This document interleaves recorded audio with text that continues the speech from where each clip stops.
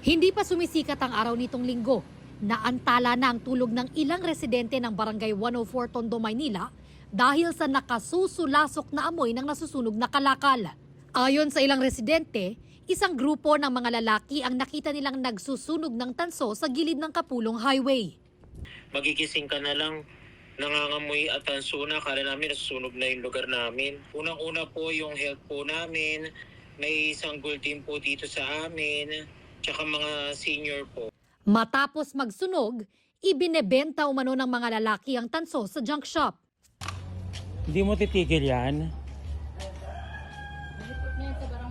Gusto mo ipahuli kita sa pulis? Anong pasensya?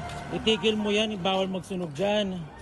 Ayon sa barangay, gabi-gabi silang may nirerespondehang reklamo tungkol sa mga dumarayong grupo ng mga lalaki roon, ang iba, mga minor de edad.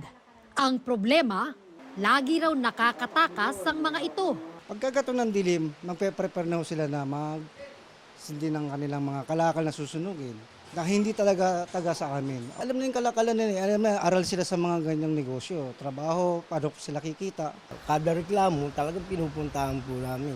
Kaya lang po, minsan meron po silang yung lookout. Pag umano po kami, mga nagtatakbuhan ng mga sa kabilang barangay po. Tinutukoy pa ng mga otoridad kung sino-sino ang mga nagsusunog ng tanso.